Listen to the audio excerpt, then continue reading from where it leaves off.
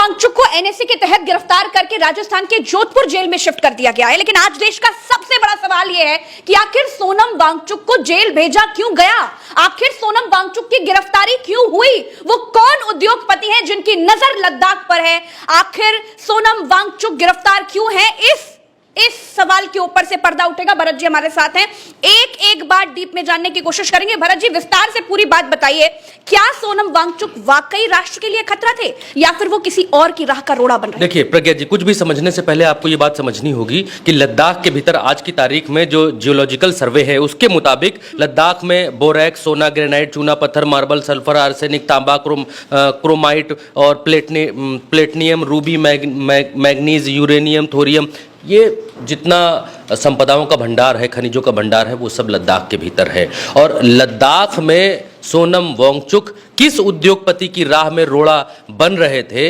ये समझने के लिए आपको कुछ ना कहते हुए, कुछ भी ना कहते हुए प्रज्ञा जी, सिर्फ सोनम वांगचुक को आप सुन लेंगी तो आपको समझ में आएगा। प्रिय प्रधानमंत्री नरेंद्र मोदी जी, हमारा सादर प्रणाम स्वीकार करें। आज हमारे अनशन का चौथा दिन खत्म हो रहा है। इस वीडियो में सोनम वांगचुक ने सब कुछ बता दिया है। सेंस ऑफ ह्यूमर अभी भी बचा है।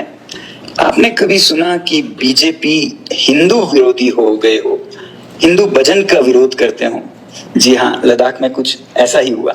इससे पहले मैं आपको ये बताऊं कि बीजेपी वो पार्टी है जिन्होंने लद्दाख को 2019 में यूटी का दर्जा दिया और जिसके लिए सब खुश हुए और मैं उनका बड़ा प्रशंसक भी बना। और यही नहीं, उन्होंने ये वादा भी किया कि लद्दाख के संस्कृति और प्रकृति को 6वें शेड्यूल में संरक्षित किया जाएगा और इसे उन्होंने अपने मैनिफेस्टोज में पहले बिंदु की तरह घोषित किया और लद्दाख के लोग बहुत खुश हुए और सब ने उनको वोट देकर जिताया। यहाँ की हिल काउंसिल बीजेपी की बनी।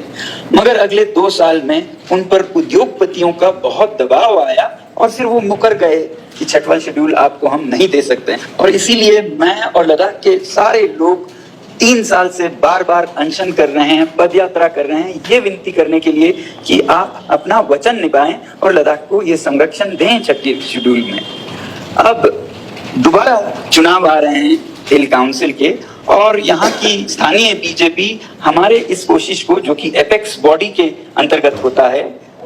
अब यहाँ पर प्रज्ञा जी बहुत लंबी बात की है, बहुत गंभीर बात कही है सोनम वांगचुक ने। आपने इस बात में उन्होंने बता दिया कि आखिर किसकी नजर है लद्दाख पर। उन्होंने बिल्कुल क्लियर कट कहा, जो छठवां वो मांग रहे हैं, जो छठवां संशोधन मांग रहे हैं उस 6वें शेड्यूल में मसला प्रज्ञा जी ये है कि जो अनुसूचित जनजातियां हैं या पहाड़ के लोग हैं, वहाँ का जो खनिज है, वहाँ की जो संपदा है, पेड़ है, जंगल है, ये सब उन लोगों के लिए संरक्षित कर दिया जाता है इस कानून के जरिए।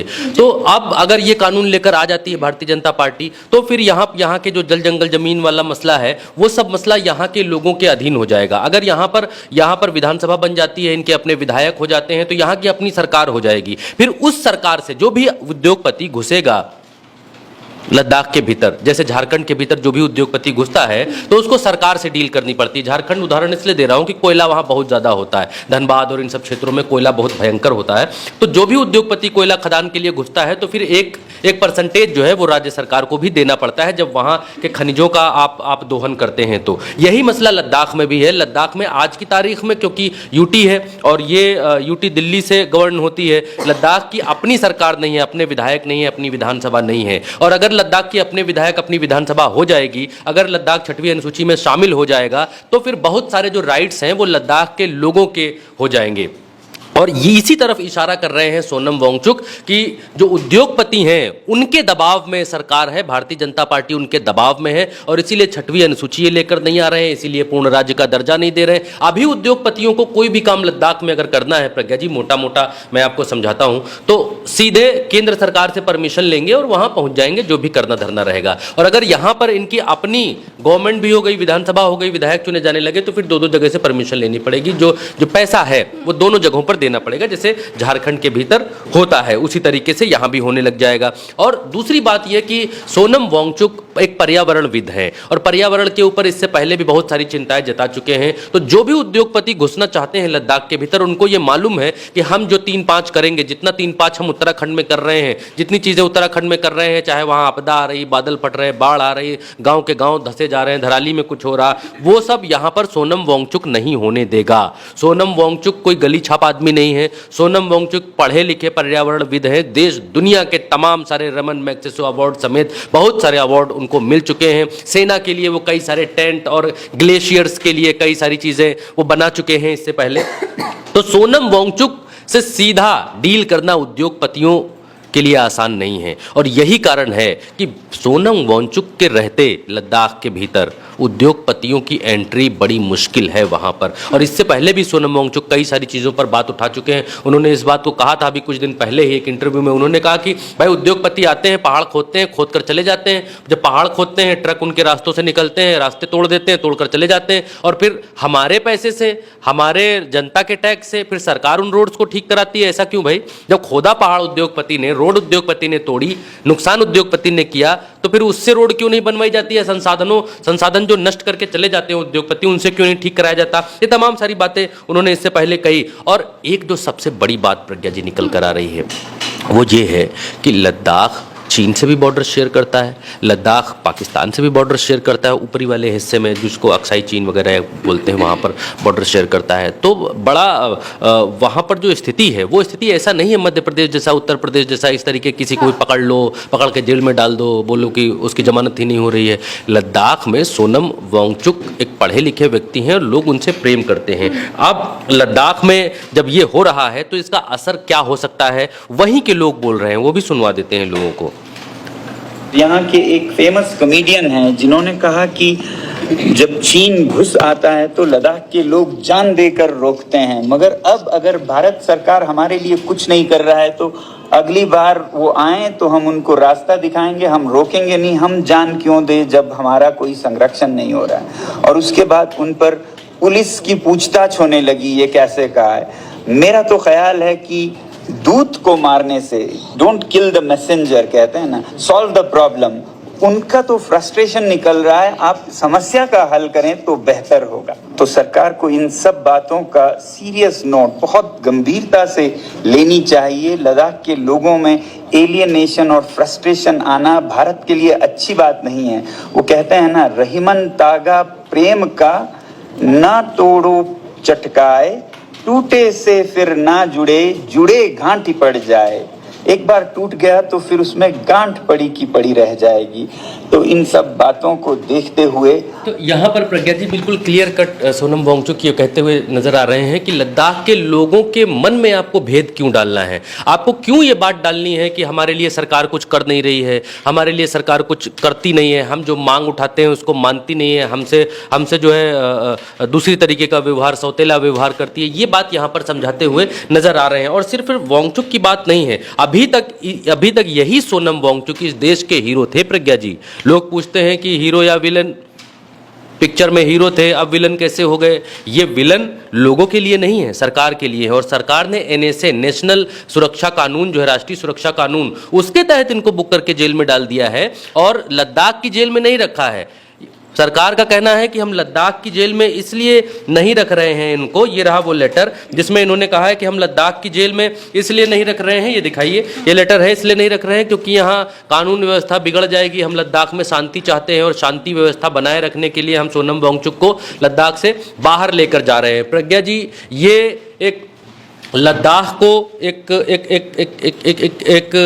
ढेर पर बिठाया जा रहा है, ऐसा ढेर जिसके नीचे बारूद लगा दिया गया है, जिसकी घड़ी टिक टिक टिक टिक चल रही है। प्रज्ञा जी, अब अगर आप लद्दाख और कश्मीर की तुलना करेंगी तो लद्दाख और कश्मीर दोनों की तुलना नहीं हो सकती है। लद्दाख बेहद शांति प्रिय राज्य है, बौद्ध आबादी बहुत ज़्यादा है, हिंदू लोग बहुत कम हिंदू वहाँ पर हैं और उसके बाद भी लद्दाख में हिंदू दोहा या हिंदू कविता या हिंदू श्लोक का जब पाठ हुआ तो लद्दाख की भारतीय जनता पार्टी इसका विरोध करती है, उसके वीडियोस पड़े हुए हैं। तो सिर्फ और सिर्फ सोनम वांगचुक को मत सुनिए, अगर आपको यहाँ की बात सुननी है, लद्दाख की जनता को भी आपको सुनना चाहिए। और उसके बाद GD बख्शी को भी हम आप सुनाएंगे। देखिए लद्दाख की जनता क्या कह रही है। एक तो आप जानते ही हैं, लद्दाख दो सीमाओं से घेरे हुए हैं, जो कि दोनों जो है दुश्मन देश माने जाते हैं पूरे हिंदुस्तान में, और उस सीमाओं पे आपने आग्रह लगा रखा है। अब हम सब कहाँ पर कितना दुख होना पड़ेगा, हम जिस बॉर्डर पे बैठे हैं उनके लिए क्या सेफ्टी होगा। दूसरा, आप ये नहीं जानते हैं कि हम लद्दाख वाले सर्दियों की जो 4 महीने हैं हम कैसे गुजारते हैं लद्दाख जैसे जगहों पे। अब अगर आते हैं तो आप तो एसी में आते हैं, एसी में घूमते हैं, एसी में रहते हैं, एसी में बैठ के वापस चले जाते हैं। सरकार को बोल रहे हैं, यहाँ तक कि हमारा यहाँ पर जितने भी सेक्टर है और बाकी जो यूटी के ऑफिसर, ये इस बात को कह रहे हैं कि देखिए लद्दाख जिस जगह पर है वो चीन से, पाकिस्तान बिल्कुल, से वो ये कहने की सीमावर्ती कोशिश कर रहे हैं राज्य कि है। लद्दाख यहाँ एक पर ऐसा लोगों को देश, भड़काइए मत।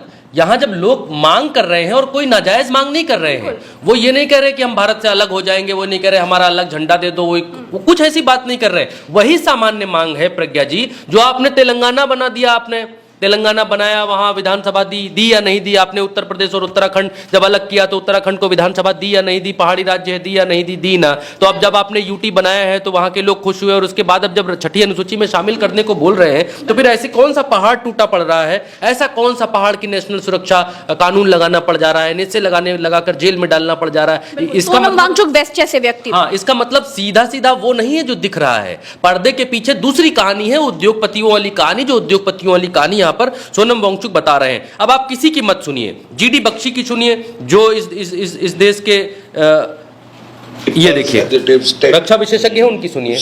Ladakh is a hyper sensitive state, hyper sensitive area है। चीन का खतरा मंडरा रहा है सबसे ज्यादा वहां लद्दाख पे, राइट। और ऐसे में अगर इतनी अनहैप्पीनेस लद्दाख के लोगों में हो कि वो फास्टिंग के ऊपर आ गए, और वो सोनम वांगचुक जैसे, वो मतलब कोई फटीचर नहीं है, सड़क छाप नहीं है, गुंडा जो कि बोलना शुरू किया है पॉपुलैरिटी के लिए, बड़ा जाना एजुकेशनिस्ट है, बहुत ही रिस्पेक्टेड सिटीजन है भारतवर्ष का। तो अगर वो ऐसा कह रहा है तो हमको तो तवज्जो देनी पड़ेगी। उसको ब्लैंक आउट की न्यूज से ही ब्लैंक आउट कर दें, I am sorry, that is not the way to go. मैं तो यही कह रहा था कि साहब देखिए, अग्निवीर से तो हमारी इकोनॉमी पे भी फर्क पड़ेगा। अब तो सारा आधे तो लद्दाखी बेचारे। जीडी बख्शी यहाँ पर ये कहते हुए नजर आ रहे हैं, बहुत बार सरकार को बचाते हुए नजर आते हैं, लेकिन लद्दाख पर आप इनका स्टैंड देखिए, बिल्कुल क्लियर कट स्टैंड है कि भाई लद्दाख में जो आप कर रहे हैं वो अहंकार व दुश्मन देशों से घिरा हुआ राज्य है, बेहद सेंसिटिव है। आपका अहंकार नहीं चलेगा लद्दाख में भाई। अब जो सीमावर्ती राज्य हैं उन राज्यों में बातचीत करेंगे और उठाकर जेल में फेंक देंगे।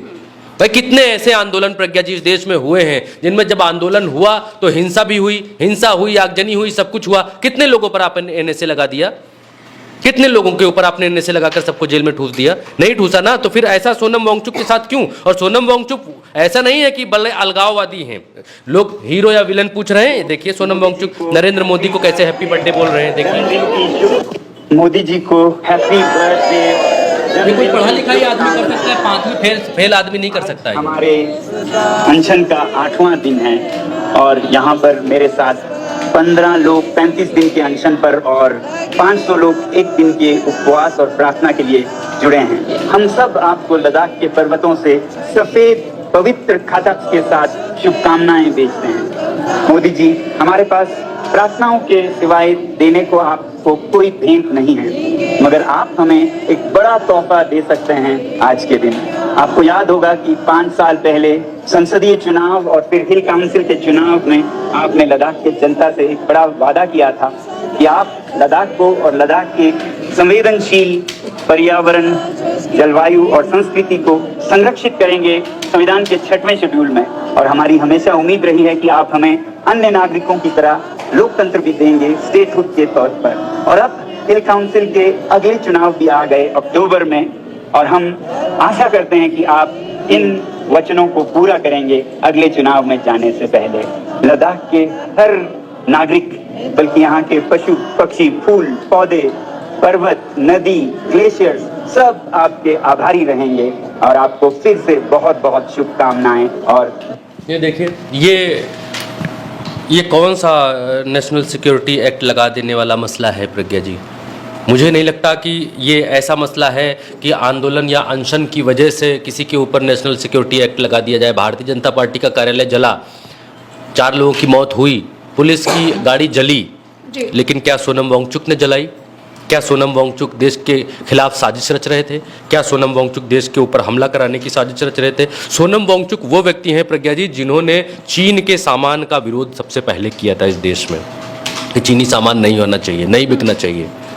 अब सोनम वांगचुक को उठाकर जेल में डाल दिया गया है और सोनम वांगचुक बिल्कुल क्लियर कट कह रहे हैं कि भारतीय जनता पार्टी उद्योगपतियों के दबाव में है और उनके दबाव में छठी अनुसूची जारी नहीं कर रही है। बिल्कुल, देखिए इस देश में क्या कुछ हो रहा है। भाजपा राज में बलात्कारी बाबा राम रहीम बेल पा रहे हैं और सोनम वांगचुक जैसे व्यक्ति जेल जा रहे हैं। फिलहाल हमारे साथ इतना ही। जो कुछ इसके पीछे की कहानी थी वो हम आपको विस्तार से समझाने की कोशिश कर रहे थे। आशा करते हैं कि आपको वो सारी चीजें बड़े आराम से समझ में आ गई होंगी। हम फिर मिलेंगे आपसे। चैनल को सब्सक्राइब कीजिएगा, वीडियो को शेयर कीजिएगा और अपनी राय हमें कमेंट में बताइएगा।